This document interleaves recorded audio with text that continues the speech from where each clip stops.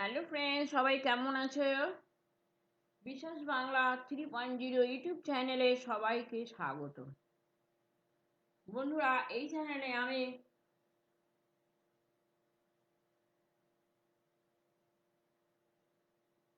মনীষীদের জীবন কথা সংক্ষেপে বলে যাচ্ছি।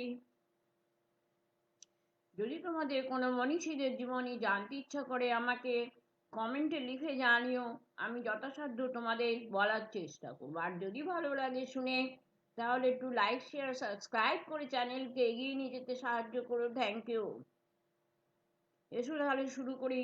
আরেক বীর সংগ্রামী কানাইলাল ভট্টাচার্য।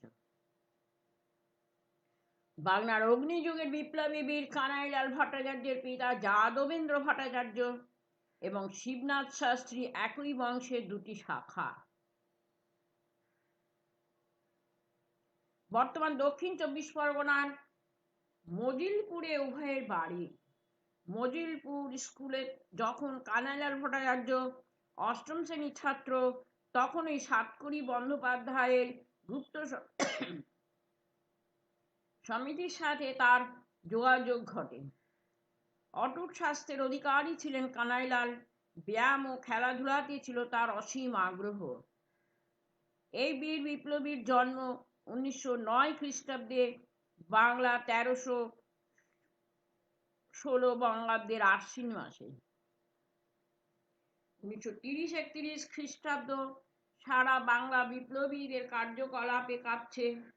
তখন আতঙ্কগ্রস্ত ব্রিটিশ শক্তি, উচ্চ পদস্থ ইংরেজ কর্মচারীরা ভাবছেন কার কখন পালা আসে। সাতকড়ি বন্দ্যোপাধ্যায়কে তখন বন্দী করা হয়েছে বৈপ্লবিক কার্যকলাপের অপরাধে। চট্টগ্রামের বিদ্রোহ হয়ে গেছে, দীনেশ গুপ্তের ফাঁসি হয়ে গেছে। ফাঁসির অপেক্ষায় দিন গুচ্ছে চট্টগ্রাম যুব বিদ্রোহের নেতা রামকৃষ্ণ বিশ্বাস। গার্লিক ও পেডিকে ইতিমধ্যে হত্যা করা হয়েছে। জ্যোতিজীবন ঘোষ ও বিমল দাশগুপ্ত পেডিকে ধরাশায়ী করেন। বিমল হলেন পলাতক। পেডি নিধনকারী বিমল দাশগুপ্তের নাম পাওয়া গেল কানাই ভট্টাচার্যের একটি চিরকুটে। ছদ্মনামে নিজেকে অজ্ঞাত রেখে বিমল দাশগুপ্তকে বাঁচাবার চেষ্টা করেন তিনি। ঘটনাস্থলে পুলিশ কর্তৃপক্ষ কানাইলাল ধরা পড়ার মতো বিপ্লবী নন। পটাশিয়াম সায়ানাইড খেয়ে 1931 খ্রিস্টাব্দের 27 জুলাই তিনি দেশের জন্য প্রাণ বিসর্জন দেন। বন্ধুরা, এই হলো সংক্ষিপ্ত জীবনী কানাইলাল ভট্টাচার্যের, ফ্রিডম ফাইটার।